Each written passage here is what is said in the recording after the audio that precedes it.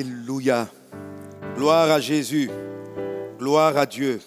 Alors aujourd'hui, nous allons continuer le point qu'on avait abordé depuis déjà 2 dimanches dans ce 5e défi. Et j'étais en train de vous parler de 7 manières d'honorer Dieu, le Père, pour manifester votre alliance de bénédiction. 7 manières d'honorer Dieu. Amen. Alléluia. Alors chacune de ces manières ne doit pas être faite uniquement. C'est-à-dire, tu vas pas dire, moi je me contente de la première manière, je me contente de la deuxième ou de la troisième, etc. Elles doivent être toutes appliquées pratiquement à tout moment. Mais certaines d'entre elles, c'est pourquoi on appelle donc cette manière, certaines d'entre elles n'arriveront pas tout le temps, mais très souvent de manière régulière. Tu vas utiliser cette manière-là, ces différentes manières pour pouvoir honorer Dieu en tant que ton Père. Et c'est vraiment très important. Alléluia.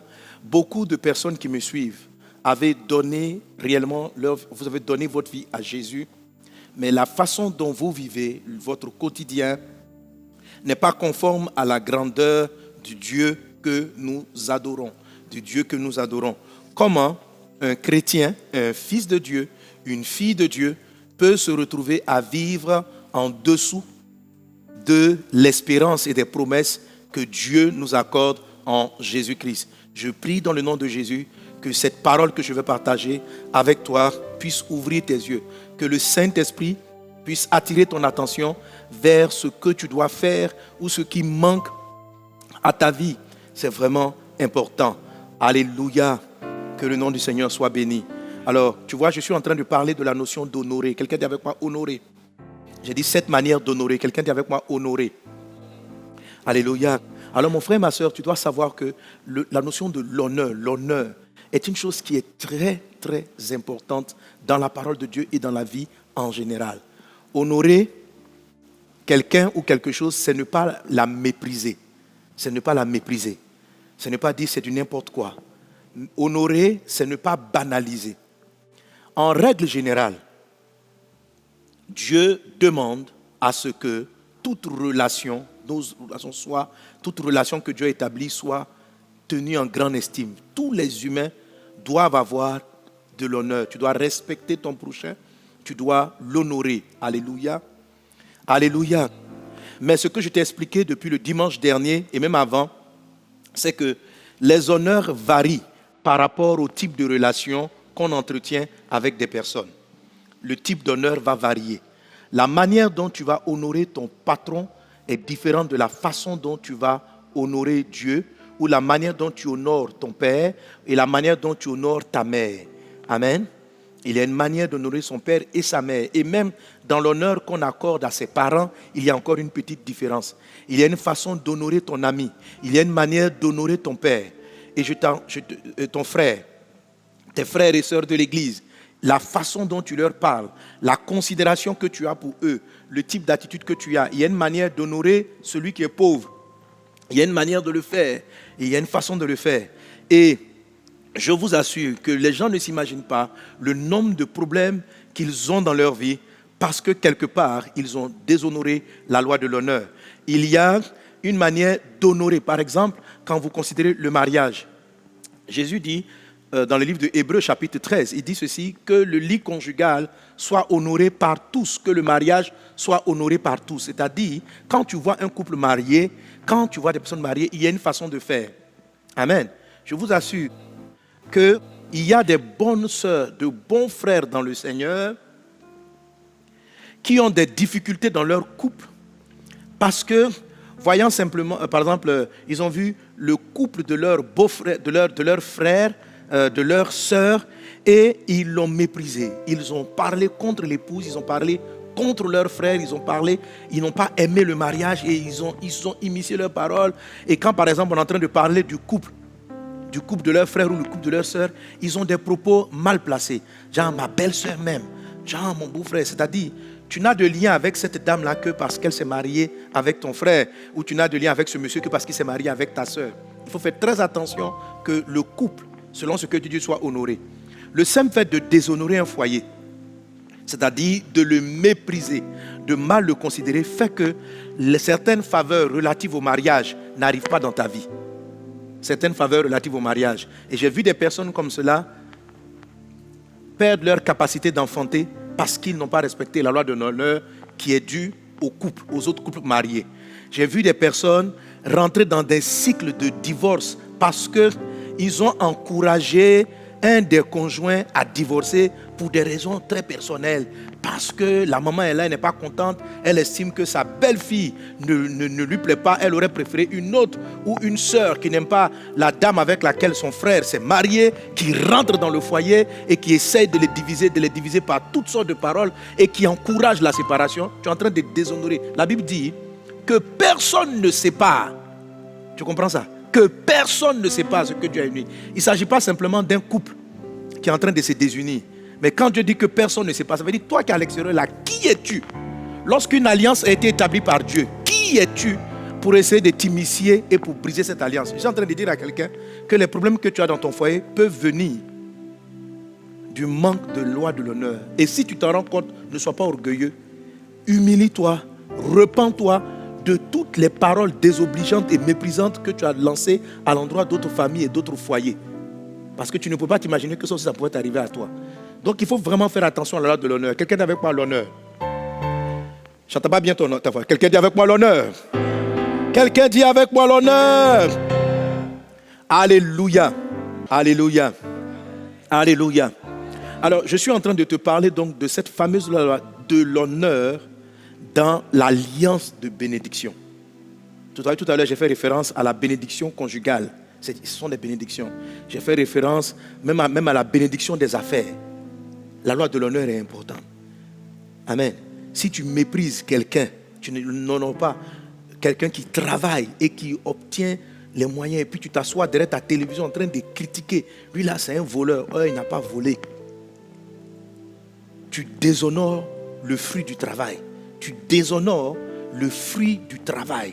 Parce que tu es en train de mépriser quelque chose. Ce qui va se produire, c'est que toi-même, tu ne vas pas prospérer. Donc il y a des chrétiens qui sont pauvres. Ils ne savent pas pourquoi. Parce qu'ils ne respectent pas la loi de l'honneur. Alléluia. Amen. Et laisse-moi te lire déjà donc quelques passages par rapport à cela. Mais déjà, même avant de lire le passage, pourquoi nous parlons de ça? Je parlais donc de l'alliance de bénédiction. La Bible dit qu'en Christ Jésus, par Christ Jésus, Dieu établit une alliance avec nous. Et une alliance est différente d'un contrat. Dans une alliance, pour comprendre cela, il faut le mettre en parallèle avec l'alliance, une alliance comme ça que tout le monde connaît, qu'on appelle l'alliance du mariage. Amen. Dans l'alliance du mariage, il n'est pas écrit dans les contrats là que si quelqu'un frappe ton mari ou bien ta femme, frappe-le aussi, fais ceci. Ce n'est pas des lois qui sont écrites comme ça. Mais dès l'instant où on dit vous êtes marié, on peut demander 2 ou 3 choses à l'homme. Marie, es-tu prêt à aimer ta femme, à te donner pour elle? Femme, sois soumise à ton mari. Voilà à peu près quelques règles générales. Mais à l'intérieur de ces 2 ou 3 éléments s'enchaînent énormément de connexions. Amen. À l'intérieur, il y a la défense, il y a la protection. Il y a tu touches l'un, tu as affaire à moi. Il y a tu touches l'autre, tu as directement affaire à moi. Il y a le fait de ne pas de s'engager lorsque la personne a des difficultés de santé, etc. Alors, à partir d'une alliance, comme l'alliance du mariage, une femme est en droit de dire, mais mon mari, j'ai été malade, tu n'es même pas venu me dire Yako. Tu vois? Ce n'est pas écrit quelque part que quand ta femme est malade, tu dois venir la voir et puis lui faire un bisou pour dire chérie, prends courage. Ce n'est pas écrit. Mais si tu n'as pas fait ça quand ta femme est malade, c'est comme si tu n'as pas honoré quelque chose dans sa vie. Est-ce qu'on est ensemble? Tandis que ce qu'on appelle un contrat, il faut que ce soit écrit. Un contrat, c'est comme un contrat de travail. C'est pourquoi c'est très long. Parce qu'on doit dire que le directeur est censé arriver ici quand c'est comme ça. Dans tel ou tel cas, voilà. Dans tel ou tel cas, voilà. Donc un contrat est stipulé ligne par ligne. Et quand une chose n'a pas été nommément explicitée, tu ne peux rien exiger. Tandis que dans l'alliance, on a 2 ou 3 grands éléments, mais ces éléments principaux-là, ce sont des éléments qui sont relatifs à l'honneur. Dis avec moi l'honneur. Dis avec moi l'honneur. Quand on dit femme, sois soumise à ton mari, ça veut dire que c'est le type d'honneur que tu lui donnes. C'est un honneur de soumission. Alléluia. C'est un honneur ça veut dire que tu le respectes. Ça veut dire que tu le valorises. C'est ça. Quand on dit Marie, aime ta femme, c'est un type d'honneur. Au point de pouvoir donner ta vie pour elle. C'est-à-dire, elle a tellement de valeur, tellement tu élèves cette personne que tu es capable de mourir pour qu'elle soit sauvée. Est-ce qu'on est ensemble? Alléluia. Ça, c'est très important. L'honneur est l'élément principal dans les alliances. C'est l'élément principal dans les alliances. Tandis que dans les contrats, c'est l'obéissance aux clauses, à chacune de ces clauses, le respect de chacune de ces clauses qui permet à un contrat d'être actif. Jésus n'a pas établi avec toi un contrat. Dieu a établi avec toi par Jésus une alliance. Dans cette alliance-là, il y a à peu près 12 grands types de bénédictions. Il y a des bénédictions d'élévation, la numéro 12. Il y a des bénédictions que Dieu dit, je ferai de toi une source de bénédiction. Amen. Il y a des bénédictions, la numéro 3. Dieu dit ceci, par exemple, simplement parce que tu es dans l'alliance. La bénédiction, il dit, ta corbeille et ta huche seront bénies. Ça veut dire que tu ne vas jamais manquer de quoi manger. Il dit ceci, si un ennemi vient contre toi par un chemin, il s'enfuira par 7 chemins. Et il cite à peu près 12 choses dans lesquelles on peut regrouper tous les bienfaits qu'on peut accorder à une personne dans sa vie. Tous les bienfaits. Et Dieu va au-delà. C'est-à-dire même dans les bienfaits là, simplement quand l'alliance est honorée, Dieu fait toutes sortes de détails pour que ta vie soit heureuse, pour que ta vie soit épanouie. Et voilà ce que le Christ t'a acquis par l'œuvre de la croix. C'est très important. Alléluia. Amen. Amen. Et on a vu dans la parole de Dieu comment les Israéliens ont méprisé l'alliance. Quand Dieu voulait établir cette alliance avec eux, ils ont mis un veau d'or. Ils ont commencé à se prosterner devant un veau d'or. Et Moïse, qui savait qu'il y avait un veau d'or, parce que Dieu lui avait dit depuis la montagne, lorsqu'il est arrivé, il a posé un geste assez étrange. La Bible dit qu'il a pris les tables de l'alliance et il les a brisées. Pourtant, Dieu lui avait dit, pendant qu'il était encore sur la montagne, le peuple que tu es en train de conduire à Canaan s'est détourné de moi. Ils ont fait un veau en fonte. Donc Moïse n'a pas été surpris de voir le veau. Il est venu simplement leur expliquer aux Israéliens qu'il venait aujourd'hui là de briser quelque chose. Et il a cassé les tables de l'alliance. Il a cassé les tables de l'alliance. Et c'est là que nous avons expliqué que tu ne dois pas aimer quelque chose plus que Dieu. Si tu aimes une chose ou une personne plus que Dieu, tu affectes cette alliance-là qu'il a avec toi. Amen. Et on a défini donc plusieurs types d'alliances. Mais il y a une principale pour nous les chrétiens qui nous donne toutes les 12. Il y en a 2 en fait. Il y a 2 alliances. Alléluia. Je mets les 3 cordes avec 2 personnes rapidement. Amen.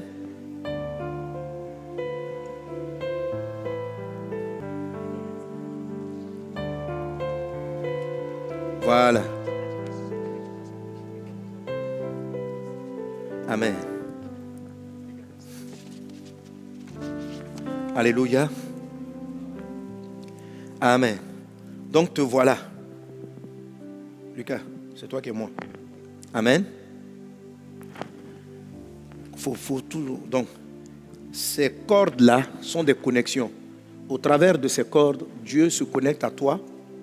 Il s'allie à toi, il s'attache, Dieu s'attache à toi. Une alliance comme un contrat, les 2 sont ressemblants, mais je vous ai dit c'est différent. Comme un contrat lie 2 personnes. Un travailleur qui signe un contrat avec son patron, le patron est lié et le travailleur aussi est lié dans le cadre du contrat. Ok? Le travailleur a des obligations. Il doit venir au travail à 8 heures. S'il veut s'absenter, voici, il a une procédure. S'il ne respecte pas la procédure, le patron est à même de le sanctionner, de lui apporter des sanctions. Ok? Ça s'appelle un contrat.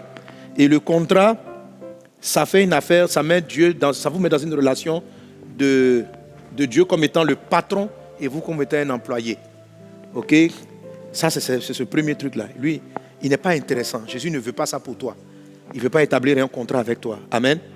Parce que s'il avait un contrat, frère, il y a longtemps, nous tous, on était renvoyés de se renvoyer. Alléluia. Voilà. Donc ça, c'est un contrat, il ne faut pas l'avoir. Dieu va l'ôter. Et puis, il va établir une deuxième forme d'alliance. Celle-là, c'est par son Fils Jésus-Christ. Et c'est cette alliance dont nous sommes en train de parler. Et nous allons aller vers la 3e. Amen. Les éléments que je vais partager avec toi, qui sont les 7 manières d'honorer le Père. Il y a un moment donné, au niveau de la 6e et de la 5e manière, on commence à transiter pour entrer dans une alliance qui est supérieure. La deuxième alliance qui est supérieure, Bon, à partir serviteur, ça c'est un contrat. Le contrat là, ce sont les 10 commandements. Amen, c'est un contrat. Ok, c'est les différents commandements. C'est un peu comme, ça a la forme d'un contrat. Dieu l'appelait alliance dans l'Ancien Testament, c'est vrai. Amen. Mais c'est différent de ce que Jésus-Christ nous a donné. Donc, entre Dieu et toi, il doit y avoir un lien qui ne doit pas être contractuel, mais qui doit être une alliance. Et la vie nous montre cela. Comme je l'ai dit la dernière fois, entre ton fils et toi, si tu as un enfant, entre ton fils et toi, le lien qui vous unit n'est pas un contrat. C'est du domaine de l'alliance. Alléluia. C'est du domaine de l'alliance. Ça, c'est la notion de fils. La Bible dit dans le livre de 1 Jean chapitre 3 que cette dimension spirituelle-là peut évoluer. La Bible dit dans 1 Jean chapitre 3 verset 2 que nous sommes maintenant enfants de Dieu. Mais ce que nous serons n'a pas encore été manifesté. Lorsque cela sera manifesté, nous allons devenir semblables à lui. Amen. Et j'ai longuement expliqué cela il y a des années précédentes pour parler de la dimension de l'épouse, qui est une autre alliance. Donc ça, l'alliance de fils là, elle est trop puissante. Cette alliance, simplement, la première alliance là, elle te donne accès à l'héritage de Dieu. Tu deviens héritier de Dieu, co-héritier de Christ. Tu es pris en charge, logé, nourri, blanchi, études payées. Alléluia. Toutes sortes de bénédictions. Tout ce que le Père a est à toi. Waouh. Powerful. Amen. Alors, quand vous considérez l'alliance de fils, vous avez l'impression qu'il n'y a pas meilleur que l'alliance de fils. Mais une alliance qui est supérieure à l'alliance du fils. Malgré tout ce que je viens de dire, il y a quelque chose de meilleur. Amen. Amen. Alléluia. Voilà. Alléluia. Alors, cette alliance de fils peut être passée. Il y a quelque chose de meilleur. Et c'est là-bas qu'on s'en va. Amen. L'alliance de l'intimité ou encore l'alliance de l'épouse. L'alliance maritale. L'alliance maritale. Je prophétise que tu entres dans cette alliance-là au nom de Jésus. Amen. Tu vois, là, la corde est encore plus large. En fait, même, ici, là, ce n'est même pas qu'il y a une corde. C'est que toi, vous fusionnez. C'est une alliance de fusion. Amen. C'est une alliance de fusion. Alléluia. L'alliance de fils n'est pas une fusion. Ce n'est pas une fusion. Ça veut dire le Père est dans une dimension dans laquelle le Fils n'est pas. Et le Fils reçoit du Père. Alléluia. Tandis que dans l'alliance de l'épouse, les deux sont devenus un. Amen. L'homme quittera son père et sa mère, s'attachera à sa femme. Et ils vont devenir une seule chair. Quand ils s'attachent là, c'est un peu l'étape des fils. Ils sont attachés d'abord. Et puis après, tu dis non, attachement même c'est trop. Devenez une seule personne. Alléluia. Entre dans cette dimension au nom de Jésus. Entre dans cette dimension au nom de Jésus. Quelques avantages, c'est que le fils, pour bénéficier à 100% de l'héritage du père, il a besoin que le père décède. Si le père n'est pas mort, il ne peut pas posséder entièrement son héritage. Est-ce qu'on est ensemble? Tandis que la dimension de l'épouse, c'est que du vivant même de la personne, vous devez profiter. Vous êtes copropriétaire. Et il y a encore beaucoup d'autres avantages. Il y a un degré d'intimité que partage l'épouse que n'a pas le fils. Il y a un niveau de connexion qu'a l'épouse que n'a pas le fils. Je prophétise dans le nom de Jésus que tu entres dans cette dimension au nom de Jésus.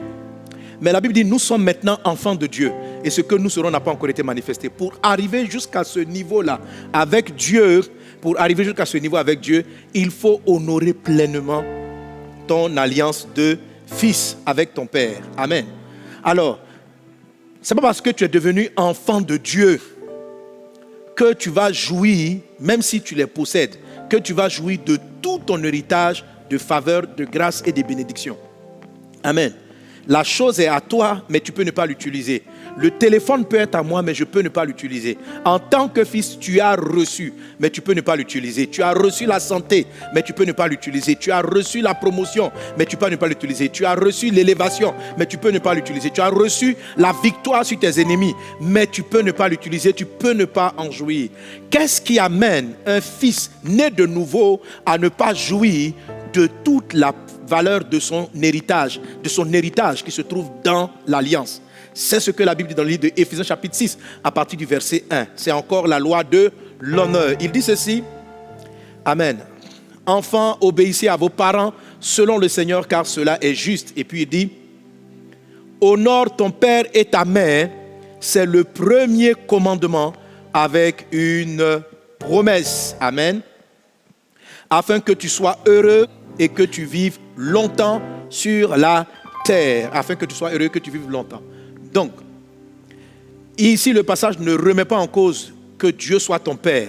Ce qu'il dit, c'est que Dieu peut être ton Père. En fait, c'est vrai qu'il parle ici de nos parents, des parents que nous sommes, des parents terrestres. Mais si la loi est vraie pour ton Père terrestre, elle est d'abord vraie pour Dieu. Quand il n'est plus pour toi simplement ton patron, mais il est ton Père. En Jésus-Christ, ce proverbe, ce passage-là s'applique donc. Tu vas honorer Dieu le Père. Amen. Afin que tu sois heureux. Un fils doit honorer son Père. Et c'est ce dont le Seigneur parle dans le livre de Malachie chapitre 1, à partir du verset 6. Malachie 1, verset 6. On le voit rapidement. On le lit ensemble. 1, 2, 3. Un fils honore son père et un serviteur son maître. Si je suis père, où est l'honneur qui m'est dû? Si je suis maître, où est la crainte qu'on a de moi? Amen. Est-ce que tu comprends ce qu'il est en train de dire? Dieu a les deux chapeaux. Il est le maître, il est le Seigneur, mais il est aussi le Père.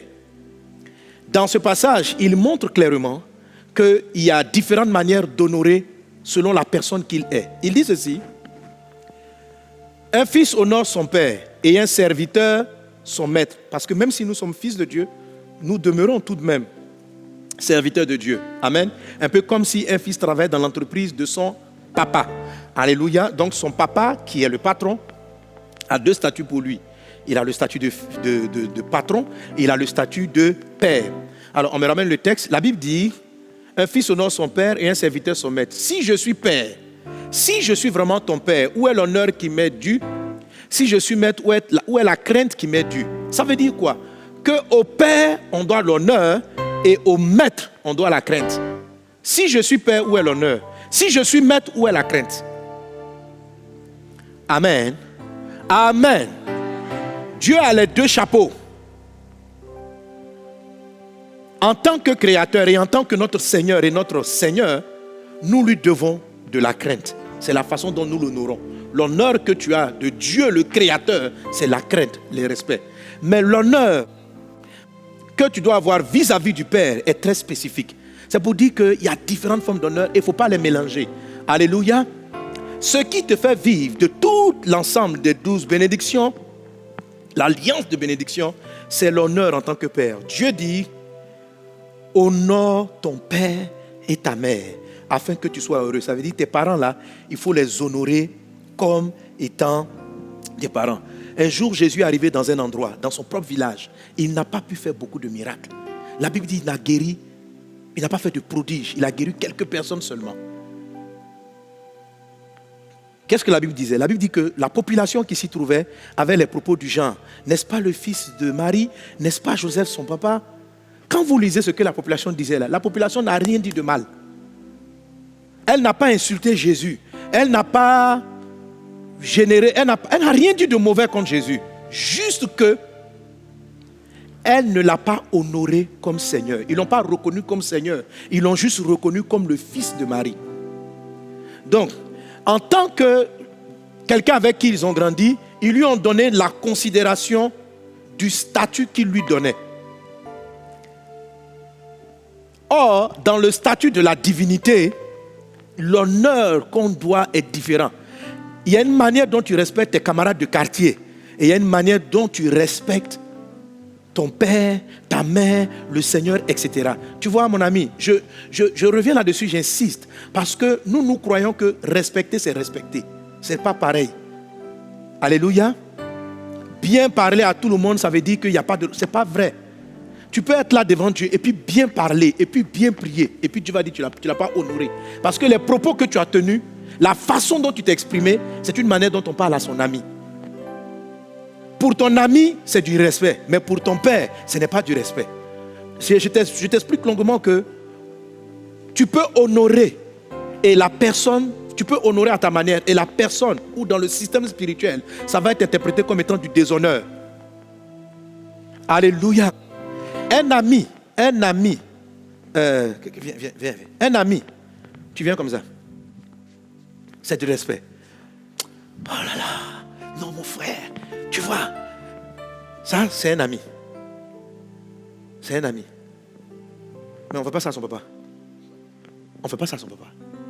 Tu vois, ça se fait pas. Son papa n'est pas ton ami, tu vois. Puis tu le tapes dans le dos. Courage dans la vie. Non, ça ne se fait pas. Ce n'est pas ton ami. Pour un ami, c'est un encouragement. Pour un ami, c'est pour dire que vous êtes proches. Pour un ami, c'est quelque chose. Mais pas pour ton père. Si tu fais ça à ton père, les gens vont te regarder et dire, mais tu fais quoi là? C'était déshonneur. Faites très attention. Surtout les frères qui nous suivaient en Occident. Là-bas, vous mélangez tout. Oui. Tu vois, les personnes, ils parlent. On dit, nous sommes tous égaux. Mais on n'a pas, ce n'est pas une affaire d'égalité ou de non-égalité. C'est une affaire de quelle est la posture que Dieu a donnée à une personne à un moment donné. Si c'est un couple, la Bible dit qu'il y a un honneur qui est dû au couple marié. Si l'honneur qui est dû au couple marié, tu ne dois pas travailler à leur séparation. Si, en tout cas, chaque chose, il faut bien différencier les personnes à qui tu as affaire.